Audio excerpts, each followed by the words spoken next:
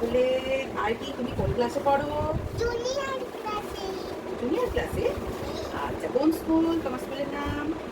Sunshine. Very good. Soumi কি good girl? হ্যাঁ। সৌমি অনেক গুড গার্ল, তাই না? হ্যাঁ। হ্যাঁ।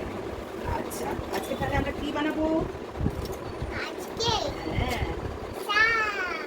শাক। তুমি শাক খেতে ভালোবাসো? হ্যাঁ। আচ্ছা, এটা হচ্ছে, এই শাকটার নাম জানো? শাকটার নাম হুম,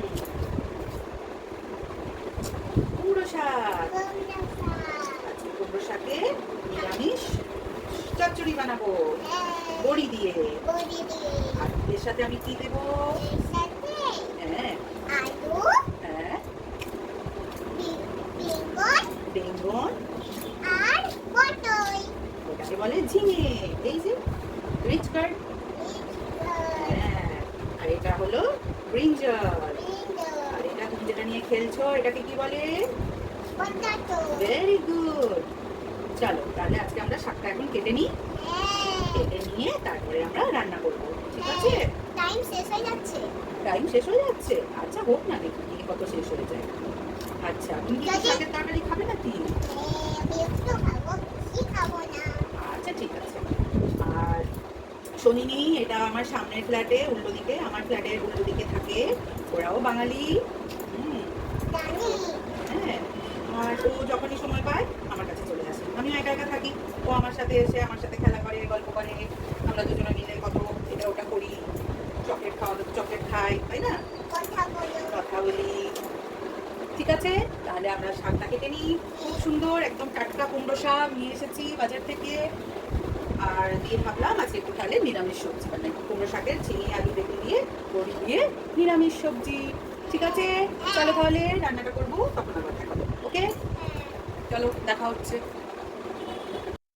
এই যে শাকটা আমি কেটে ভালো করে ধুয়ে নিয়েছি। এর সাথে যে সবজিগুলো দেব সেটা খুবই সাধারণ, আলু বেগুন আর একটু ঝিঙে। আমি এগুলোকেও ভালো করে কেটে নিয়ে ধুয়ে নিয়েছি। এর সাথে এই যে বড়ি দেবো, কাঁচা লঙ্কা দেবো, আর দেবো সর্ষে পোস্ত বাটা। 1 চামচ কালো সর্ষে, 1 চামচ হলুদ সর্ষে আর 1 চামচ পোস্ত দিয়ে আমি মশলাটা বেটে নিয়েছি। এবারে রান্না করার জন্য কড়াই বসিয়ে দিয়ে তাতে বেশ খানিকটা জল দিয়েছি। মশলা বাটাটা দিয়ে দিলাম আর দিলাম নুন আর হলুদ। এবার জলটা ভালো করে ফুটে গেলে আমি আগে কাঁচা লঙ্কাগুলো দিয়ে দিলাম আর শাকগুলো দিয়ে দিলাম। সবজিটা ভালো করে আগে আমি সেদ্ধ করে নেব, কোনো নাড়ি না তেলে, কারণ পরে এটা আমি ছকা লাগিয়ে দেব। আলু আর শাকটা আমি অর্ধেকটা প্রথমে সেদ্ধ করে নেব। প্রথমেই আমি বেগুন আর ঝিঙেটা দিচ্ছি না, না হলে পরে সেটা আর খুঁজে পাওয়া যাবে না। তাই হাফ সিদ্ধ হয়ে যাওয়ার পরে আমি বেগুন আর ঝিঙেটা অ্যাড করে দিলাম।